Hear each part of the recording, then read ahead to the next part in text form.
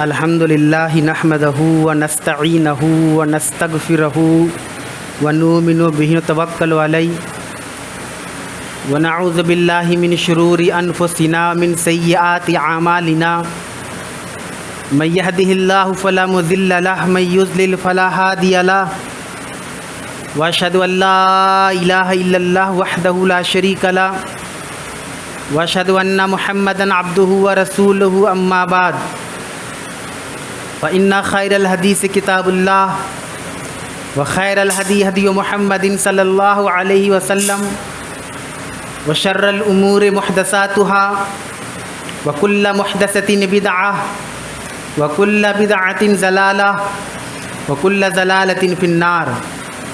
اعوذ باللہ السمیع العلیم من الشیطان الرجیم، بسم اللہ الرحمن الرحیم۔ یا ایھا الذین آمنوا اتقوا اللہ حق تقاتہ ولا تموتن الا وانتم مسلمون۔ یا ایھا الناس اتقوا ربکم الذی خلقکم من نفس واحدہ وخلق منها زوجها بث منهما رجالا كثيرا ونساء واتقوا الله الذي تساءلون به والارحام ان الله كان عليكم رقيبا۔ يا ايها الذين امنوا اتقوا الله وقولوا قولا سديدا يصلح لكم اعمالكم ويغفر لكم ذنوبكم ومن يطع الله ورسوله فقد فاز فوزا عظيما۔ رب اشرح لي صدري ويسر لي امري واحلل عقدة من لساني يفقهوا قولي۔ سبحانك لا علم لنا الا ما علمتنا انك انت العليم الحكيم۔ وقال الله تعالى في موضع آخر لن ينال الله لحومها ولا دماؤها ولكن يناله التقوى منكم۔ تمام قسم کی تعریفات، بڑائی و بزرگی و کبریائی و حمد و ثنا اس اللہ وحدہ لا شریک کے لیے لائق و زیبا ہیں جس نے ہم تمام بنی نوع انسان کو پیدا فرمایا، اور ہمیں پیدا فرمانے کے بعد یوں ہی نہ چھوڑا بلکہ ہماری رشد و ہدایت کے لیے انبیاء اکرام کا سلسلہ جاری رکھا۔ لاکھوں کروڑوں درود و سلام و اللہ کے تمام انبیاء اکرام پر، بالخصوص اللہ کے آخری پیغمبر، آخری نبی، آخری رسول احمد مصطفیٰ جناب محمد الرسول اللہ صلی اللہ علیہ وسلم پر۔ اللہم صلی علی محمد وعلی آل محمد کما صلیت علی ابراہیم وعلی آل ابراہیم انک حمید مجید۔ اللہم بارک علی محمد وعلی آل محمد کما بارکت علی ابراہیم وعلی آل ابراہیم انک حمید مجید۔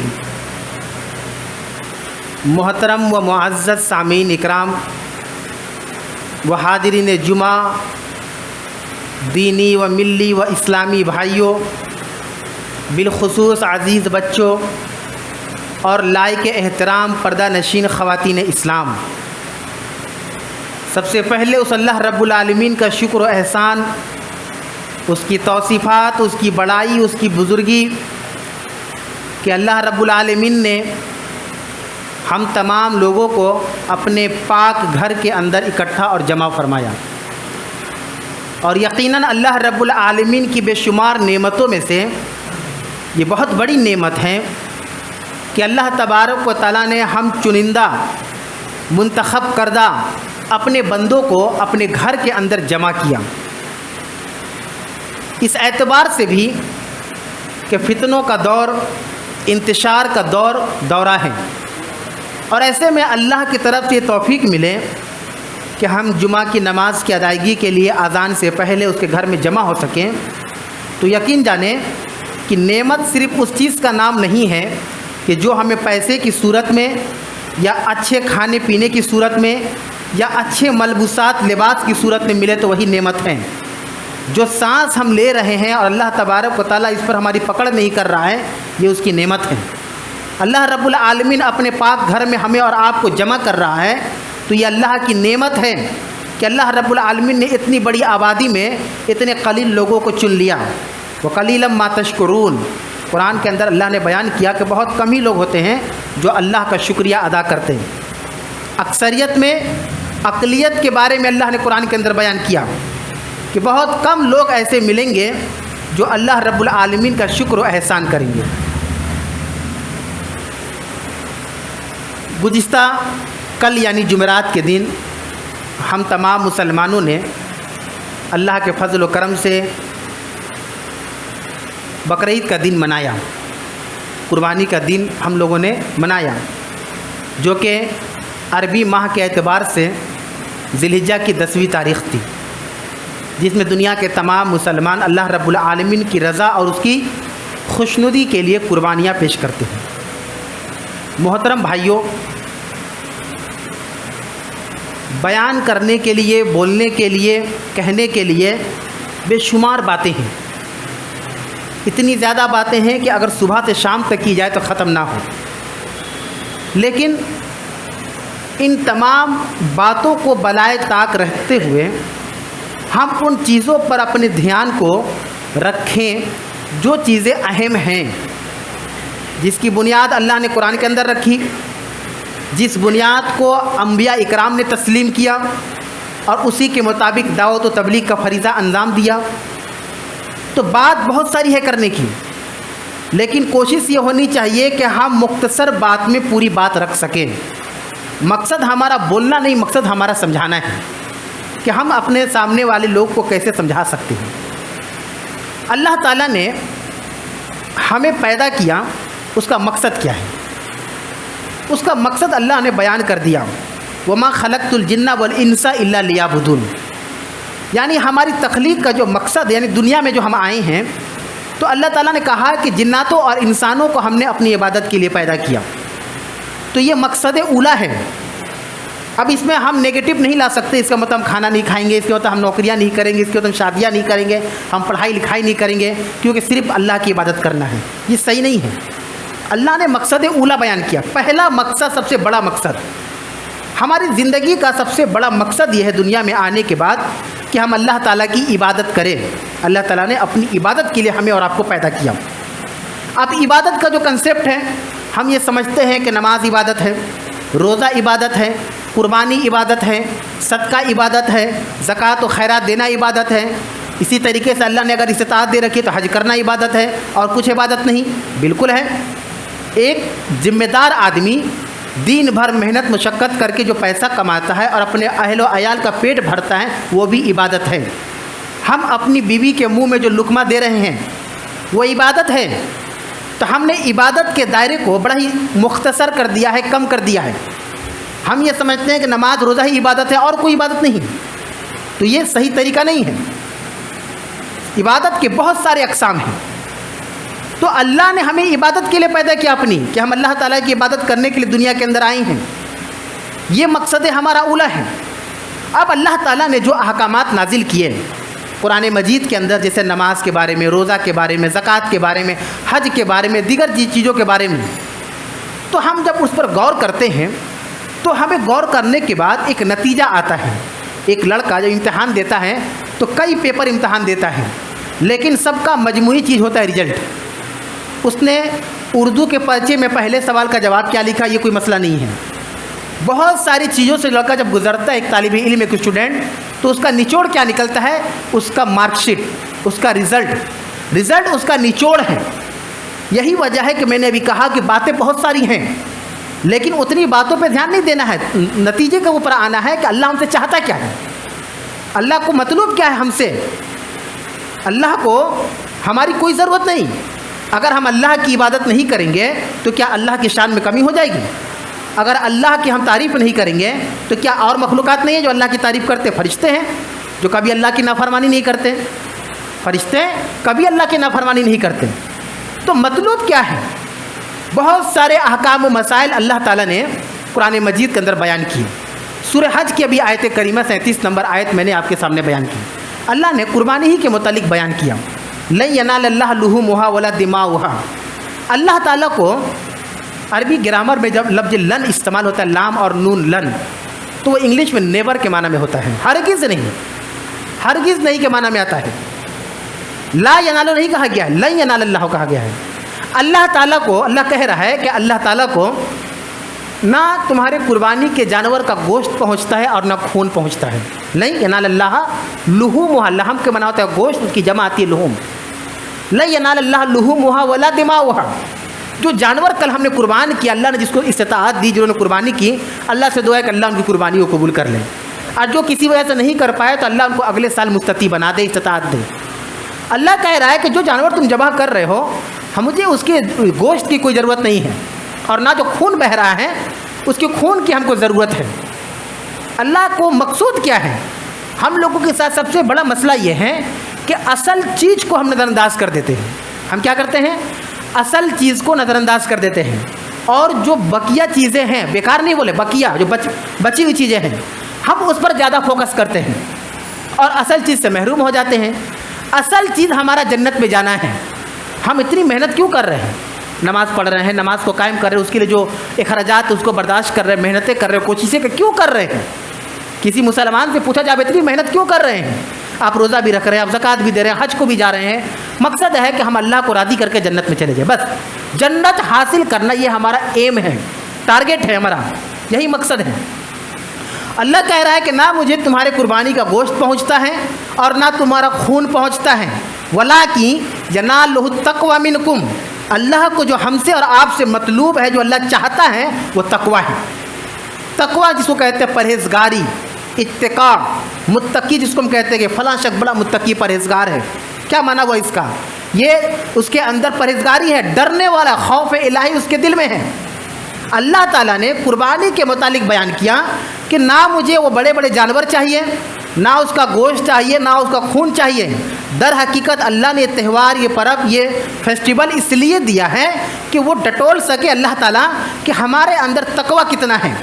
اب اس کو پریکٹیکل ہم لاتے ہیں، آپ پریکٹیکل سمجھیے۔ تقویٰ ہم نے سن لیا، رمضان کا روزہ فرض ہوا، وہ بھی ایک احکام ہے اللہ کے جو قرآن کے اندر بیان کیا۔ اللہ نے کیا بیان کیا؟ یا ایھا الذین آمنوا کتب علیکم الصیام، اے ایمان والو تمہارے اوپر رمضان کے روزے فرض کیے گئے ہیں، کما کتب علی الذین من قبلکم، جیسا کہ تم سے پہلے کے امتیوں پر رمضان کی طرح کچھ روزے فرض کیے گئے تھے۔ اب اللہ مقصد بیان کر رہے ہیں کہ ہم نے مسلمانوں کے اوپر اور جو دیگر قومیں تھیں ہم سے پہلے، چاہے کسی بھی نبی کے امتی تھے، ان کے اوپر اللہ نے رمضان کا روزہ فرض کیا۔ کیوں فرض کیا؟ لعلکم تتقون، لعلکم تتقون۔ اللہ کو کوئی مسئلہ نہیں ہے کہ ہم دن بھر بھوکے رہیں، سحری کھائیں نہ کھائیں، افطار کریں نہ کریں، شب قدر جاگے نہ جاگے، قرآن پڑھیں نہ پڑھیں، ذکر و اذکار کریں نہ کریں۔ اللہ کہہ رہا ہے لعلکم تتقون، یہ رمضان کے روزے اس لیے فرض کیے گئے ہیں تاکہ تمہارے اندر تقویٰ پیدا ہو۔ تو یہ اصل چیز ہے تقویٰ، تقویٰ اصل چیز ہے، اور تقویٰ ایک گھنٹے کا نام نہیں ہے۔ تقویٰ یعنی اللہ سے ڈرنا یہ 2 گھنٹے کا، 1 دن کا، 1 ہفتے کا، 1 مہینے کا، 1 سال کا نام نہیں ہے۔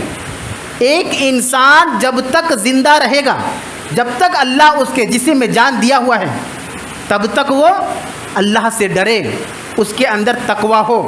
رسول اللہ صلی اللہ علیہ وسلم معصوم عن الخطا تھے، آپ کے اوپر کوئی گناہ نہیں تھا، گناہوں سے پاک تھے۔ تو ہمیں تو قربان جانے چاہیے۔ اللہ رب العالمین نے ایسا نبی ہمیں اور آپ کو دیا جس کے اوپر کوئی گناہ نہیں، لیکن وہ تہجد کی نماز بڑی پابندی سے پڑھتے تھے، اتنی بڑی بڑی قرات کرتے تھے قیام میں۔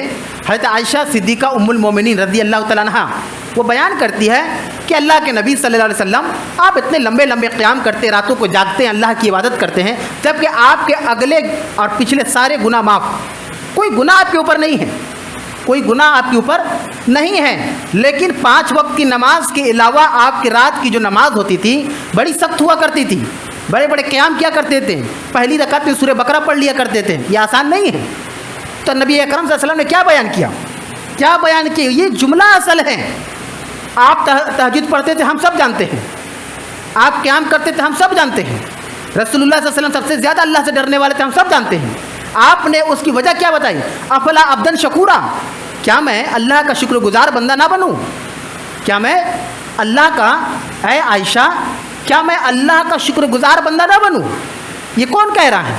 جناب محمد رسول اللہ صلی اللہ علیہ وسلم، جن کے اوپر کوئی گناہ نہیں اور تہجد کی نمازیں ادا کر رہے ہیں، اور ان کی بیوی جب کہہ رہی ہے کہ اتنی زیادہ قیام کرنے کی کیا ضرورت، ذرا آرام کر لیجئے، تو انہوں نے شکر کا لفظ استعمال کیا کہ اللہ نے جو ہمیں دے رکھا ہے، ہم بغیر وینٹیلیٹر کے سانسیں لے رہے ہیں، آکسیجن لے رہے ہیں، ہے کہ نہیں؟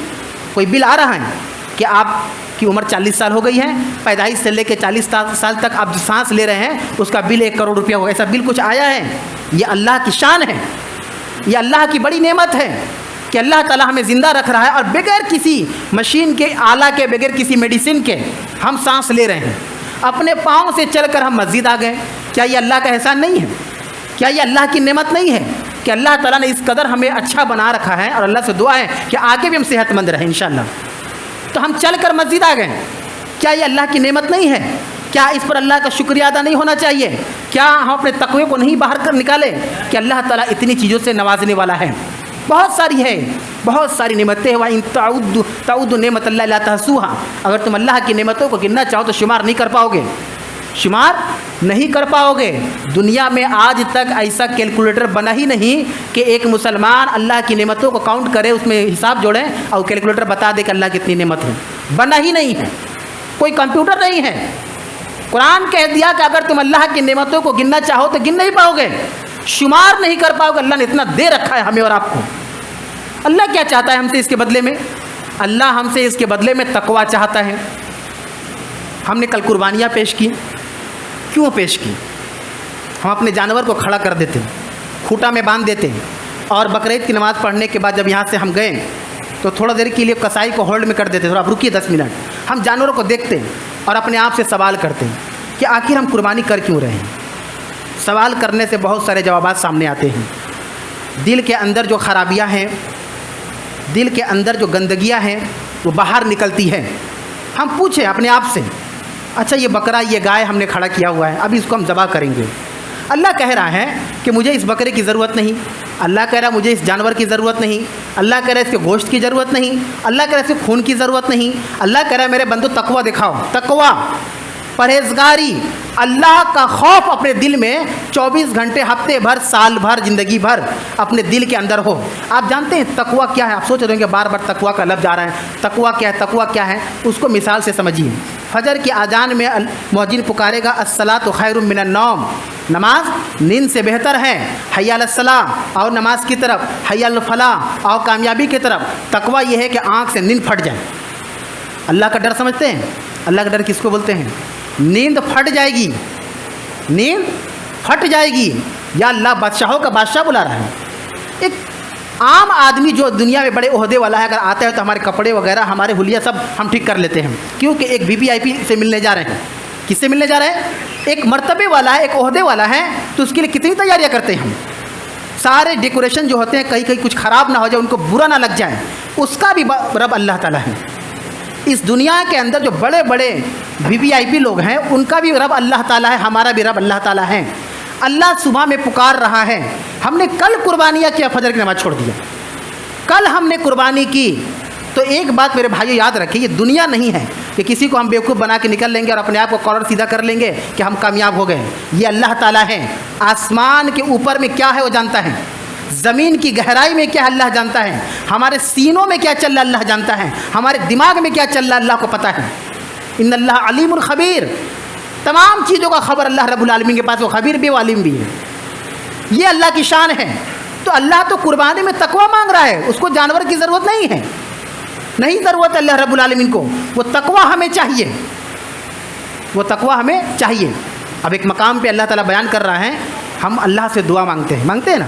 ہم میں سے ہر مسلمان بھائی اپنا بھائی پریشان ہے, اور ہم مختلف طرح کے پریشانیوں میں ڈوبے ہوئے ہیں.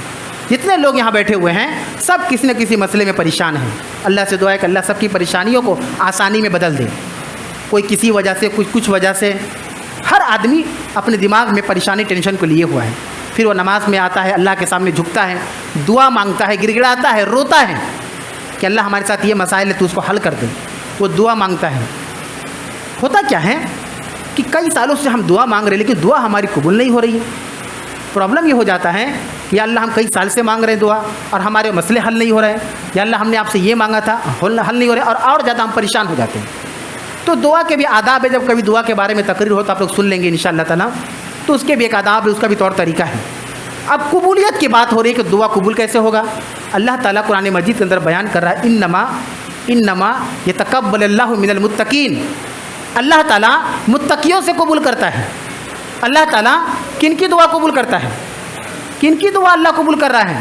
جو متقی ہیں، جو پرہیزگار ہیں، جو اللہ کا خوف کھانے والے ہیں، انما یتقبل اللہ من المتقین، بے شک اللہ تبارک و تعالیٰ ان سے قبول کرتا ہے جو اللہ سے ڈرنے والے ہیں۔ تو یہ ایک سبق یہاں سے یہ مل رہا ہے کہ اللہ ہماری دعا کو اس وقت قبول کرے گا جب ہم متقی بنیں گے، کیونکہ اللہ نے قرآن کے اندر جو بیان کیا، اور وہ یہ بات آپ ہی سمجھ لیں کوئی جھوٹ نہیں ہے۔ ذالک الکتاب لا ریب فیہ، یہ کتاب ایسی ہے قرآن مجید جس کے اندر ہر لفظ جو وہاں پہ بیان ہوا ہے وہ سچ پر منحصر ہے، جس کا ڈیپینڈ سچ پر ہے، سچ پر ہے، ساری باتیں سچ ہیں۔ تو ہم میں سے ہر کوئی پریشان ہے اپنی دعا کو لے کر کہ اللہ ہمارے مسائل کو حل نہیں کر رہا، اللہ ہماری دعا کو قبول نہیں کر رہا ہے، اور اللہ کہہ رہا ہے کہ انما یتقبل اللہ من المتقین، بے شک اللہ تبارک و تعالیٰ متقیوں سے قبول کرتا ہے۔ تو یہ اتقاء لانا ہوگا اپنے اندر، میرے بھائیوں، اپنے اندر یہ اللہ کا خوف لانا ہوگا۔ جب تک ہم اللہ کا خوف اپنے اندر نہیں لائیں گے تب تک کیسے چلے گا؟ اصل چیز کو ہم چھوڑ دیتے ہیں، ہم نقل چیز کے پیچھے پڑے رہتے ہیں دن بھر 24 گھنٹہ، حقیقت کیا ہے اس کا سامنا نہیں کرتے، پرابلم کیا ہے ہمیں نہیں پتہ۔ ایک ڈاکٹر کے پاس جب تک مرض نہیں پتہ چلے گا وہ علاج نہیں کر پائے گا، ادھر ادھر کی دوا چلائے گا۔ جب مرض پکڑ میں آ جائے گی ڈاکٹر سے تو اس کا صحیح دوا چلا دے گا اور وہ جلدی انشاءاللہ شفا یاب ہو جائے گا۔ ہمارے ساتھ یہی مسئلہ ہے۔ بے شک ہم نے کل قربانیاں کی، اس کا مطلب یہ نہیں کہ آپ کی قربانی نہیں ہوئی اور ہماری ہو گئی، یہ بتلانے کا مقصد نہیں ہے۔ آپ نے قربانیاں پیش کی کیونکہ رسول اللہ صلی اللہ علیہ وسلم کا ارشاد تھا، آپ کا فرمان تھا، آپ کی سنت تھی، آپ نے بیان کیا، اس پر آپ نے قربان کیے جانور کو، لیکن آپ نے اس آیت کریمہ کو نظر انداز کر دی جو اللہ نے بیان کیا کہ نہ اللہ کو قربانی کا گوشت چاہیے نہ اللہ کو خون چاہیے۔ اللہ کو یہ مطلب نہیں ہے آپ سنت کی ادائیگی کریں، اللہ اصل میں چاہتا کیا؟ یہ قربانی کا مسئلہ آیا کیوں؟ یہ کیوں مسئلہ آیا؟ تقویٰ کے لیے۔ اللہ چاہتا ہے ہمارے دل میں اللہ کا خوف ہو، ہمارے دل میں اللہ کا خوف ہو، اور یہ خوف ہر معاملات میں ہو، یہ خوف ہر معاملات میں ہو۔ آپ تقویٰ کو اچھی طریقے سے جانتے ہیں، اس کی بھی مثال سمجھیے۔ ہم میں سے ہر کوئی 2 مہینہ پہلے بھی روزہ رکھتے تھے کہ نہیں؟ رمضان کا مہینہ آیا تھا، سحری کھانے کے بعد جب ہم روزے کی حالت میں چلے جاتے تھے تو ہم میں سے سب کا اپنا گھر ہے، چاہے کرائے پہ رہتے ہوں چاہے اپنا خود کا ہو، ہے کہ نہیں اپنا گھر؟ تو گھر میں دروازہ بند کر کے کچھ کھا سکتے تھے کہ نہیں؟ کوئی دیکھ لے گا۔ ہم اپنے گھر کے اندر گئے اور دروازہ بند کر کے کچھ کھا لیا، کس نے دیکھا؟ دنیاوی اعتبار سے دنیائی لوگوں میں سے کوئی نہیں دیکھا، لیکن ہم نے نہیں کھایا۔ کھا سکتے تھے لیکن نہیں کھایا۔ جانتے ہیں کیوں ہم لوگ نہیں کھاتے تھے؟ کیونکہ ہمارے اندر اللہ کا ڈر تھا، تقویٰ تھا۔ کوئی نہیں دیکھ رہا، اللہ دیکھ رہا ہے، کوئی نہیں دیکھ رہا ہے، اللہ دیکھ رہا ہے۔ تو رمضان کو ہم نے پریکٹیکل ادا کیا۔ ابھی ہم میں سے ہر کوئی کھا سکتا تھا، ہر کوئی پانی پی سکتا تھا، ہر کوئی اپنے پیٹ کو بھر سکتا تھا، لیکن ہم نہیں کھائیں کیونکہ ہم نے پریکٹیکل ثابت کیا کہ ہمارے دل میں تقویٰ ہے اور ہم نہیں کھائیں۔ یہ مثال ہے سمجھنے کے لیے۔ تو رمضان میں جیسے اللہ سے ڈرتے تھے تو ایسا تھوڑا نہ کہیں لکھا ہے کہ رمضان کے بعد اللہ سے نہیں ڈرنا ہے، رمضان کے بعد اللہ سے نہیں ڈرنا، ایسا تھوڑا نہ کہیں لکھا ہوا ہے۔ اس کی ایک اور مثال دیکھیں تقویٰ کیا ہوتا ہے۔ یہ سب زمینی حقیقت ہے۔ گٹکا وغیرہ ہم لوگ کھاتے ہیں نا، بہت سارے لوگ کھاتے ہیں ہمارے بھائی، اور خود ہی اس پر فتویٰ لگا دیتے ہیں کہ نہیں یہ حرام نہیں، یہ حلال ہے۔ ٹھیک ہے، کوئی بات نہیں، آپ گٹکا کھاتے ہیں، کھینی کھاتے ہیں، جو کھاتے ہیں، بیڑی پیتے ہیں، سگریٹ پیتے ہیں۔ آپ سے کہا جائے مسجد میں آ کے سگریٹ پیجیے، آپ پیئیں گے؟ آئیے مسجد میں بیٹھیے اور گٹکا کھا لیجیے، یہاں مسجد میں بیٹھے کھینی بنائیے کھایا جائے، آپ نہیں کھائیں گے کیونکہ آپ کو پتہ ہے کہ غلط چیز ہے۔ اگر یہ حلال چیز ہوتا تو مسجد میں اگر آپ کو کوئی کھانا دے گا تو آپ کھائیں گے کہ نہیں کھائیں گے؟ ابھی آپ کو پیاس لگے گی، مسجد میں پانی پئیں گے کہ نہیں پئیں گے؟ بات سمجھنے کی کوشش کریں۔ یعنی ہمارا عمل بتا رہا ہے کہ جو گٹکا وغیرہ کھاتے ہیں وہ حرام چیز ہے۔ اگر حلال چیز ہوتی تو ہم یہاں بیٹھ کے کھا لیں گے۔ دودھ ہے حلال ہے، کھانا پینا ہے حلال ہے، ہم مسجد میں بھی کھا لیں گے، گھر میں بھی کھا لیں گے، کہیں دعوت میں بھی کھا لیں گے۔ لیکن جو آدمی فتویٰ لگا دیتا ہے کہ نہیں ہم گٹکا وغیرہ کھینی وغیرہ کھا سکتے ہیں، یہ حلال چیز ہے، انہی کو مسجد میں لا کر پکڑ کے بیٹھایا جائے اور لیجیے کھائیے آپ، تو وہ انکار کرے۔ کیوں انکار کرے گا؟ جب اللہ نے جس چیز کو حلال کیا ہے، ہم ہوتے کون ہیں حرام کرنے والے؟ تو آپ نہیں کھائیں گے۔ کیوں نہیں کھائیں گے؟ ہم اس لیے نہیں کھائیں گے کیونکہ ہم جانتے کہ حرام شے ہے، یہ حرام چیز ہے۔ اگر یہ حلال ہوگی تو ہم باہر سڑک پہ بھی کھا لیں گے، ہم ٹرین میں بھی کھا لیں گے، بس میں بھی کھا لیں گے، بائک پہ بھی کھا لیں گے، اور مسجد میں بھی کھا لیں گے۔ مسجد میں نہیں کھا رہے کیوں؟ تقویٰ ہے، ڈر ہے۔ یہ اللہ کا گھر ہے، پاک گھر ہے، روئے زمین پر سب سے بہترین جگہ ہی ہے۔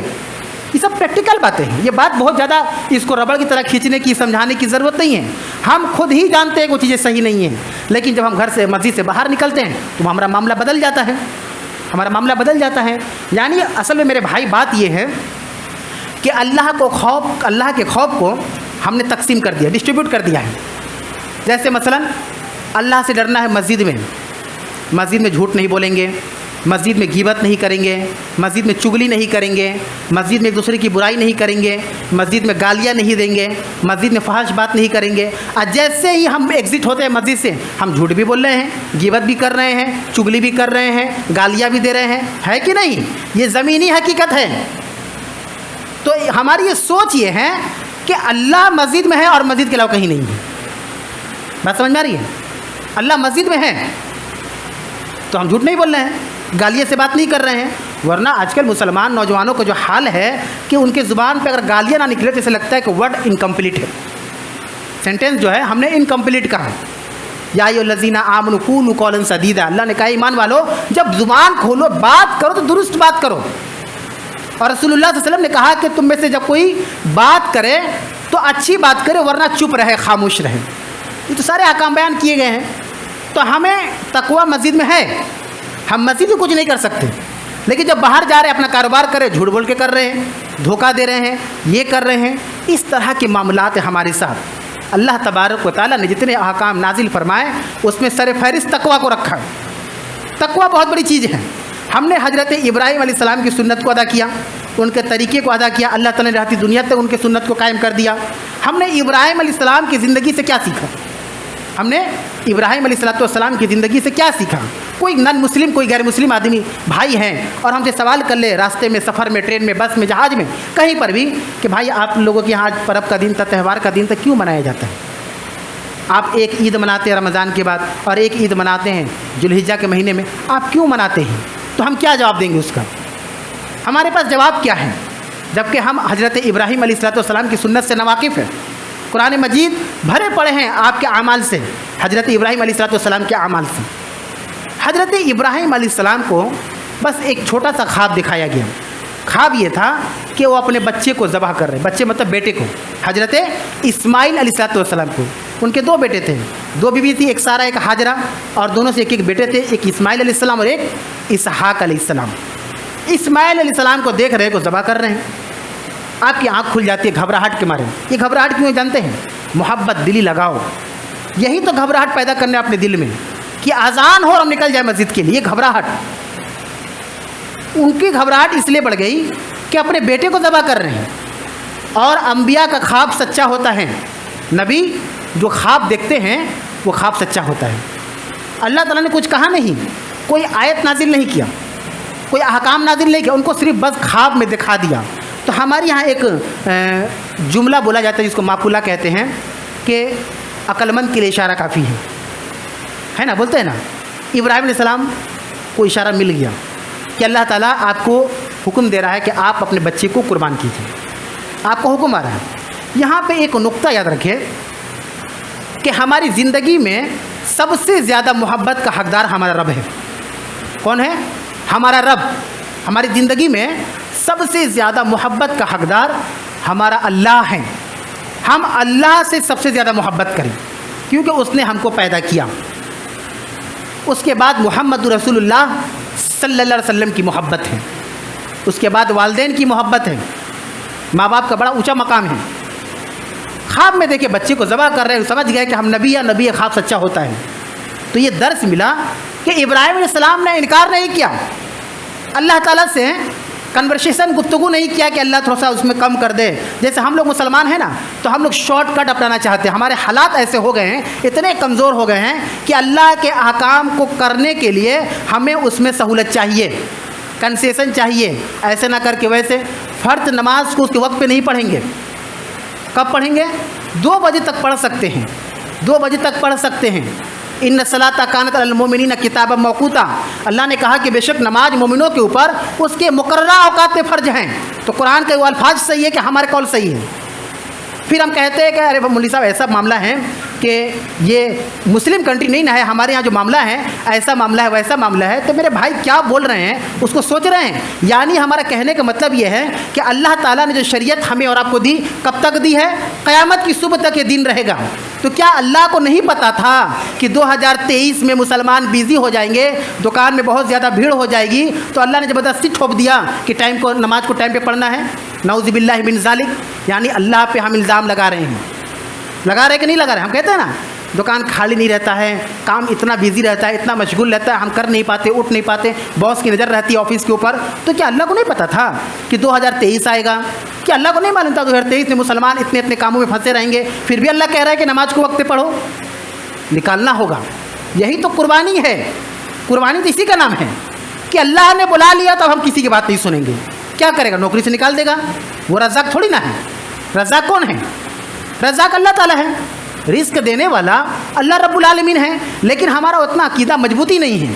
اتنی سوچ تو دور کی بات, ہم فوراً اس کو ڈیلے کر دیتے ہیں. آفس گئے, ظہر چھوٹ گیا, عصر چھوٹ گیا, مغرب چھوٹ گیا, رات کو جب گھر پہ آتے ہیں تو ساری نمازوں کو قضا پڑھتے ہیں. 70 50 60 سال تک نوکری کرتے ہیں تو 50 60 سال تک نماز ڈیلے کرتے ہیں. کہاں لکھا ہوا ہے؟ کہاں قرآن کے اندر لکھا ہے کہ نوکری کے لیے ہم اللہ کی عبادت کو ڈیلے کر سکتے ہیں؟ ہم اصل مدعے پر نہیں آتے. ہمارا معاملہ یہ ہے کہ ہم ہر چیز میں کنسیشن, امینڈمنٹ, سنشودھن, ترمیم کرتے رہتے ہیں. یہ صحیح نہیں ہے. اللہ کا احکام پہلے پہل. خواب میں حضرت ابراہیم علیہ السلام نے دیکھا, نہیں کہہ سکتے تھے اللہ سے کہ اللہ بیٹا کو چھوڑ دے, کسی اور اولاد کو بول لے, کسی اور کے بیٹے کو میں ذبح کر دوں, اپنے پڑوسی کے بیٹے کو ذبح کر دوں, رشتہ دار کے بیٹے کو ذبح کر دوں. نہیں, کچھ نہیں. حکم اللہ کا تھا. اولاد کی محبت کیا ہوتی ہے؟ جنہیں اللہ نے اولاد نوازا ہے اولاد سے, وہ تھوڑی دیر کے لیے اپنے اولاد کے سرہانے پر بیٹھیں, جب اولاد سو رہی ہو یا سو رہا ہو, سرہانے پر بیٹھیں اور صرف اتنا سوچے کہ ہمارے بچے چھت پہ جا رہے ہیں اور گر گیا اچانک نیچے, ہم ٹرین سے جا رہے ہیں, ہاتھ چھوٹ گیا, پٹری پر گر کے ٹرین آ گئی. صرف سوچے, اللہ نہ کرے ایسا کچھ ہو, تو آپ کے رونگٹے کھڑے ہو جائیں گے. اولاد کی محبت کیا ہوتی ہے؟ صرف ہم اتنا سوچ لیں کہ ہم کہیں جا رہے ہیں اور ہماری بچی گر گئی, اللہ نہ کرے, چوٹ لگ گیا اور پیچھے سے ٹرک اس پہ چڑھا دیا, وہ انتقال کر گئی, تو رونگٹے کھڑے ہو جائیں گے, آنکھ سے آنسو آ جائے گا صرف سوچنے پر. یہاں تو حکم ہوا تھا ابراہیم علیہ السلام کو, گئے اپنے بیٹے کے پاس. ایک ذمہ دار گارجین, ایک ذمہ دار باپ اپنے بچے کو دیندار بناتا ہے. بچہ پیدا کر دینا, پڑھا دینا, لکھا دینا, لائق بنا دینا, اور وہ نماز سے دور رہے, دین سے دور رہے, اللہ سے دور رہے, اس کے اندر دین کوئی چیز بول کر نہیں ہے, دینداری نہیں ہے, اور ہم دنیاوی کے اعتبار سے سوچتے ہیں بڑے کام کر دیے. دیکھیں گفتگو, کنورسیشن باپ اور بیٹے کے درمیان کیا ہوا. گئے اپنے بیٹے کے پاس اور انہوں نے کہا کہ بیٹے ایک مسئلہ ہے, میں بیان کرنا چاہتا ہوں. اس میں ایک بات یاد رکھیں, بیٹا راضی ہوتا تب بھی آپ ذبح کرتے اور نہیں ہوتا تب بھی ذبح کرتے, کیونکہ حکم اللہ کا تھا, اللہ کا حکم آ چکا تھا. انہوں نے کہا یا بنیا انی ارا فی المنام, اے میرے بیٹے بے شک میں نے خواب میں دیکھا ہے. ابا حضور کیا آپ نے خواب میں دیکھا؟ میں نے خواب میں دیکھا انتذبحو کا, کہ میں تم کو ذبح کر رہا ہوں. ماذا رائے کا, تمہاری رائے کیا ہے, کیا تم کہتے ہو اس مسئلے میں؟ تو ایک سچا اور اچھا گارجین باپ کسی بھی مسئلے میں اپنے اولاد کو تھوپے گا نہیں, اس سے مشورہ کرے گا. مشورے میں برکت ہے. وشاورہم فی الامور, اللہ کے رسول نے کہا کہ مشورے میں, امور میں مشورہ کیا کرو. اللہ کے رسول صلی اللہ علیہ وسلم خود مشورہ کرتے ہیں صحابہ سے. یہ نہیں کہتے تھے کہ میں نبی ہوا میں مشورہ کروں, مذاق ہے. آپ صحابہ سے مشورہ کرتے تھے. مشورہ کیا. بیٹے کا جواب کیا تھا؟ بیٹے کا جواب, ابھی ہم کہیں اللہ ہم کو یہ حکم دے دے اور اپنے اولاد سے کہیں, اولاد ہوشیار ہیں, چالاک ہے, عقل مند ہے, میچورڈ ہیں, ہم اسے کہیں کہ ایسا سا معاملہ ہے اور میں آپ کو ذبح کروں گا, اللہ نے حکم دیا ہے. اولاد کیا کہے گا؟ گھر والے کیا کہیں گے؟ سماج کیا کہے گا؟ یہ تو جلاد باپ ہے, یہ تو جلاد باپ ہے, بچے کو مارنے اور قتل کرنے کے بارے میں سوچ رہا ہے. چھی, ایسے باپ سے تو سماج کو پاک رکھنا چاہیے. خود اولاد کہے گا آپ کیسے باپ ہیں میرے, آپ مجھے مارنے کی بات کر رہے ہیں. آپ کو سمجھ میں آ رہا ہے میرے ابو کیا بول رہے ہیں؟ آپ مجھے مارنے کے بارے میں بول رہے ہیں, آپ مجھے دنیا سے ختم کرنا چاہتے ہیں. نہیں نہیں, ایسا نہیں ہوگا. بیٹے نے کیا جواب دیا؟ بیٹے نے کہا یا ابتی افعل ما تؤمر, اے میرے ابو جان جو آپ کو حکم ہوا ہے کر گزریے, کر گزریے. آپ کو حکم کس نے دیا؟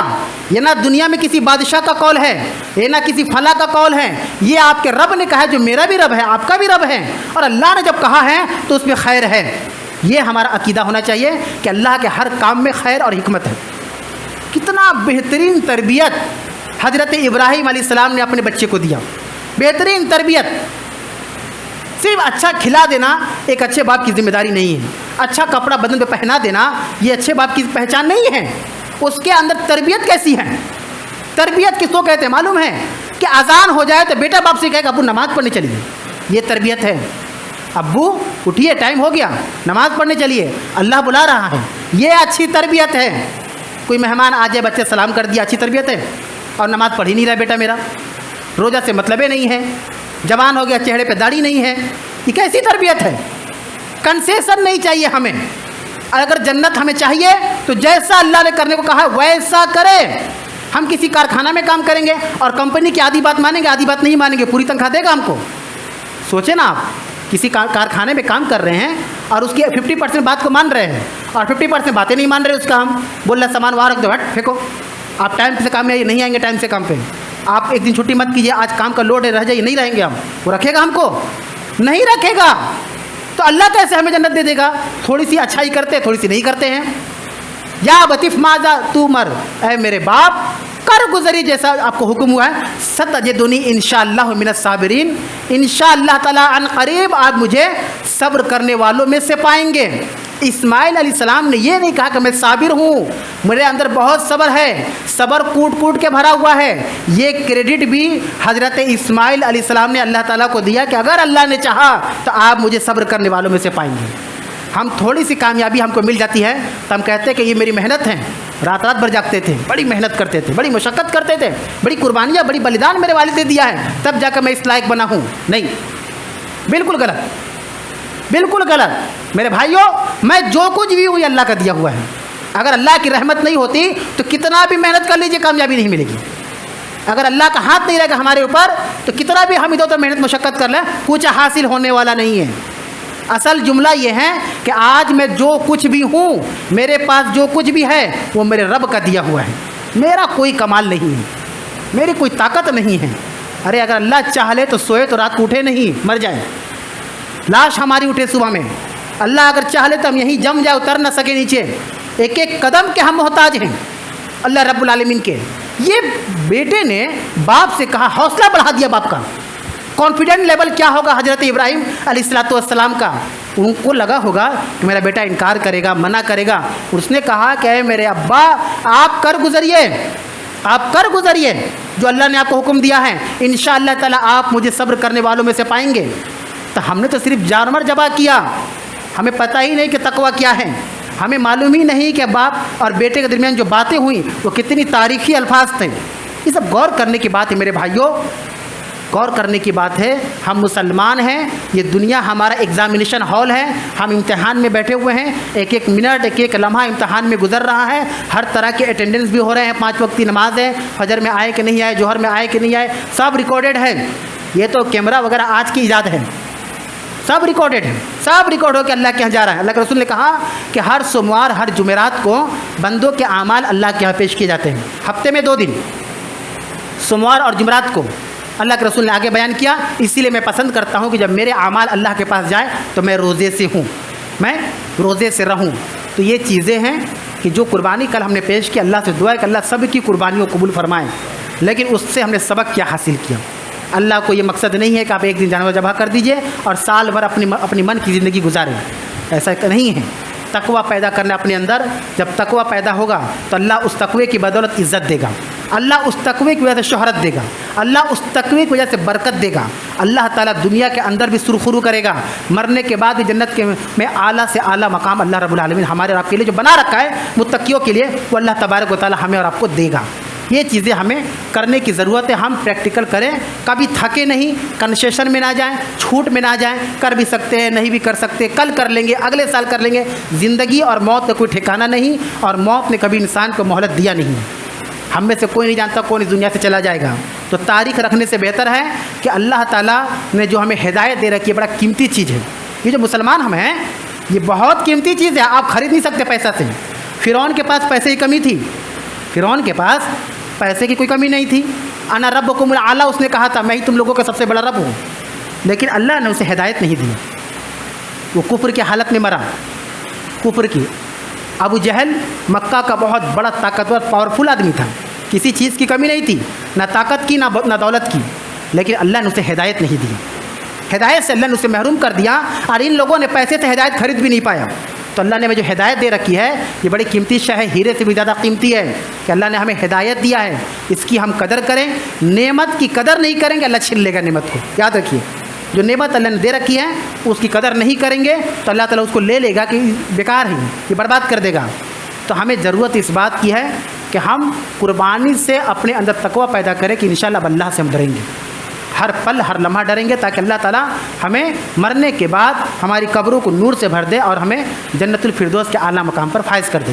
آخر میں اللہ سے دعا ہے کہ اللہ العالمین تو ہم تمام مسلمانوں کو نیک سمجھ کی توفیق عطا فرمائے۔ الہ العالمین ہم میں سے جو پریشان حال ہیں تو ان کی پریشانیوں کو آسانی میں تبدیل کر دیں۔ الہ العالمین ہم میں سے جو مقروض ہیں تو انہیں قرض کی ادائیگی کی توفیق عطا فرما۔ الہ العالمین ہم میں سے جو بیمار ہیں تو انہیں شفائے عاجلہ و کاملہ عطا فرما۔